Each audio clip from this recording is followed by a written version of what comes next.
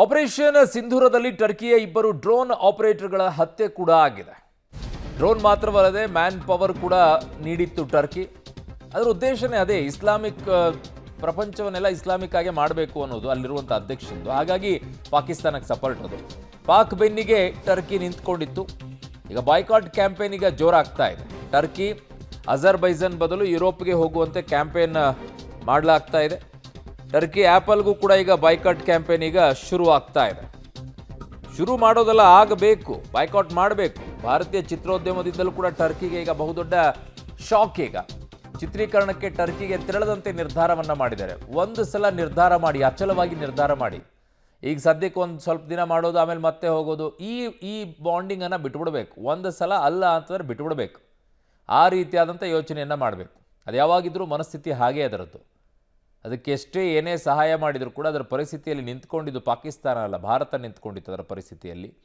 ಹಾಗಿದ್ದಾಗಲೂ ಕೂಡ ಈ ರೀತಿಯಾಗಿ ನಡ್ಕೊಳ್ಳುತ್ತೆ ಅಂದರೆ ಅದರ ಮಾನಸಿಕತೆ ಹೇಗಿರುತ್ತೆ ಅಂತ ಅರ್ಥ ಮಾಡ್ಕೊಳ್ಳಿ. ನನ್ನ ಸಹೋದ್ಯೋಗಿ ಈಗ ಪವಿತ್ರನ ಸಂಪರ್ಕದಲ್ಲಿದ್ದಾರೆ. ಪವಿತ್ರ, ನಮ್ಮ ದೇಶದಲ್ಲಿ ಸಮಸ್ಯೆ ಏನು ಅಂತಂದರೆ ಇಂಥ ಘಟನೆಗಳಾದಂಥ ಸಂದರ್ಭದಲ್ಲಿ ಮಾತ್ರ ಜನ ಬಾಯ್ಕಾಟ್ ಮಾಡಿಬಿಡೋಣ ಅಂದ್ಕೊಂಡು ಎಲ್ಲ ಕಡೆನೂ ಒಂದು ಕ್ಯಾಂಪೇನ್ ಮಾಡ್ತಾರೆ. ಒಂದು ವಾರನೋ 15 ದಿನನೋ ಒಂದು ತಿಂಗಳು, ಆಮೇಲೆ ಎಲ್ಲ ಮುಗೀತಲ್ಲ, ಮತ್ತೆ ನಾರ್ಮಲ್ ಪೊಸಿಷನಿಗೆ ಟರ್ಕಿದೆಲ್ಲಿದೆ ಅಲ್ಲಿದೆಲ್ಲಿದೆ. ಈ ಮಾನಸಿಕತೆ ಹೋಗುವವರು ಕೂಡ ನಮ್ಮ ದೇಶದ ಪರಿಸ್ಥಿತಿ ಹೀಗೇನಾ ಅಂತ? ಅರುಣ್, ಟರ್ಕಿ ವಿಚಾರದಲ್ಲಿ ಮಾತ್ರ ಆ ರೀತಿ ಆದಂಗೆ ಕಾಣಿಸ್ತಾ ಇಲ್ಲ. ಯಾಕಂದ್ರೆ ಟರ್ಕಿಯ ವಿಚಾರದಲ್ಲಿ ಭಾರತ ಆಪರೇಷನ್ ದೋಸ್ತ್ ಮೂಲಕ ಅವರಿಗೆ ಜೀವ ರಕ್ಷಕವಾಗಿರುವಂತಹ ಔಷಧ ಆಗಿರ್ಬೋದು, ಆಹಾರಗಳನ್ನ ಡ್ರೋನ್ ಮೂಲಕ ಕಳಿಸ್ಕೊಟ್ಟಿತ್ತು. ಆದ್ರೆ ಅದಕ್ಕೆ ಪ್ರತಿಯಾಗಿ ಅವರು ಪಾಕಿಸ್ತಾನಕ್ಕೆ ಡ್ರೋನ್ಗಳನ್ನ ಕಳಿಸಿ ಭಾರತದ ವಿರುದ್ಧ ಯುದ್ಧ ಮಾಡೋದಕ್ಕೆ ಅವರಿಗೆ ಹೆಲ್ಪ್ ಅನ್ನ ಮಾಡಿದ್ರು. ಇದು ದೊಡ್ಡ ಮಟ್ಟದಲ್ಲಿ ಭಾರತೀಯರನ್ನ ಕೆರಳಿಸುವಂತೆ ಮಾಡಿದೆ. ಈಗಾಗಲೇ ಅದರ ಬಿಸಿ ಮುಟ್ಟಿದೆ. ಭಾರತೀಯರ ಶಕ್ತಿಯ ಪ್ರದರ್ಶನ ಟರ್ಕಿಗೆ ಈಗಾಗಲೇ ಆಗಿದೆ. ಈಗ ಮಹಾರಾಷ್ಟ್ರದ APMCಯಲ್ಲಿ ತೆಗೆದುಕೊಂಡ್ರೆ ಅಲ್ಲಿ ಅವರು ಟರ್ಕಿಯಿಂದ ಬರುವಂತಹ ಆಪಲ್ಗಳನ್ನ, ಚಿರಿ ಹಣ್ಣುಗಳನ್ನ ಕಂಪ್ಲೀಟ್ ಆಗಿ ನಿರಾಕರಣೆ ಮಾಡಿದ್ದಾರೆ. ಅದರಿಂದ ಆಗುವಂತಹ ನಷ್ಟ ಬರೋಬ್ಬರಿ 1200 ಕೋಟಿ. ಇನ್ನೊಂದು ಕಡೆಗೆ 70% ಅಷ್ಟು ಮಾರ್ಬಲ್ ಏನಿದೆ ಅದು ಭಾರತಕ್ಕೆ ಟರ್ಕಿಯಿಂದ ಬರುತ್ತೆ. ಆದ್ರೆ ಈಗ ಮಾರ್ಬಲ್ ನಲ್ಲಿರುವಂತಹ ಆ ಮಾರ್ಬಲ್ ಅನ್ನ ಕೂಡ ನಿರಾಕರಣೆ ಮಾಡ್ತಾ ಇದ್ದಾರೆ. ಇನ್ನೊಂದು ಕಡೆಗೆ ಕೈಗಾರಿಕೆಗಳಿಗೆ ಬರುವಂತಹ ಬಿಡಿಭಾಗ ಇರ್ಬೋದು, ಏರ್ಕ್ರಾಫ್ಟ್ಗೆ ಬರುವಂತಹ ಬಿಡಿಭಾಗ ಸೇರಿದಂತೆ ಟೆಕ್ಸ್ಟೈಲ್ ಉದ್ಯಮ ಜೊತೆಗೆ ಜುವೆಲ್ಲರ್ಸ್ ಎಲ್ಲವೂ ಕೂಡ ಭಾರತಕ್ಕೆ ದೊಡ್ಡ ಮಟ್ಟದಲ್ಲಿ ಇಲ್ಲಿಗೆ ಬರುತ್ತೆ ಟರ್ಕಿಯ ಉತ್ಪನ್ನಗಳು. ಆದ್ರೆ ಈಗ ಬಾಯ್ಕಟ್ ಟರ್ಕಿ ಅನ್ನುವಂತಹ ಕ್ಯಾಂಪೇನ್ ದೊಡ್ಡ ಮಟ್ಟದಲ್ಲಿ ಸದ್ದಾಗ್ತಾ ಇದೆ.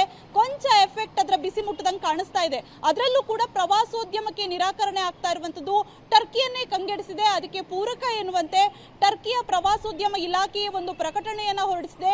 ದಯವಿಟ್ಟು ಭಾರತೀಯರು ತಪ್ಪು ತಿಳ್ಕೋಬೇಡಿ, ಇಲ್ಲಿ ಎಲ್ಲವೂ ಕೂಡ ನಿಮಗೆ ಸುರಕ್ಷಿತವಾಗಿರುವಂತಹ ವಾತಾವರಣ ಇಲ್ಲಿಯ ಹೋಟೆಲ್ ರೆಸ್ಟೋರೆಂಟ್ ಅವರು ನೀಡ್ತಾ ಇದ್ದಾರೆ. ಸೊ ಹಾಗಾಗಿ ಇಲ್ಲಿನ ಟ್ರಿಪ್ ಅನ್ನ ಕ್ಯಾನ್ಸಲ್ ಮಾಡೋದು ಅಥವಾ ಪೋಸ್ಟ್ ಪೋನ್ ಅನ್ನ ಮಾಡೋದು ಮಾಡಬೇಡಿ ಅಂತ ಅಂಗಲಾಚಿ ಬೇಡಿಕೊಳ್ಳುವಂತಹ ಪರಿಸ್ಥಿತಿಯಲ್ಲಿ ಬಂದಿದೆ.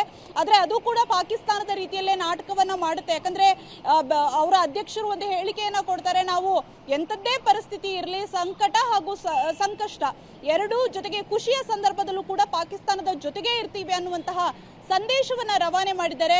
ಸೊ ಇದಕ್ಕೆ ಪ್ರತಿಯಾಗಿ ಭಾರತ ಯಾವ ರೀತಿ ಉತ್ತರವನ್ನ ಕೊಡಬೇಕು ಅನ್ನುವಂಥದ್ದು ಭಾರತೀಯರಿಗೂ ಕೂಡ ಗೊತ್ತಿದೆ ಅಂತ ಅನಿಸ್ತಾ ಇದೆ. ಸೊ ಹಾಗಾಗಿ ಟರ್ಕಿಯ ಉತ್ಪನ್ನಗಳಿರ್ಬೋದು ಅಥವಾ ಟರ್ಕಿಗೆ ಟ್ರಿಪ್ ಹೋಗೋದನ್ನು ಎಲ್ಲವೂ ಕೂಡ ಕ್ಯಾನ್ಸಲ್ ಆಗಿದೆ.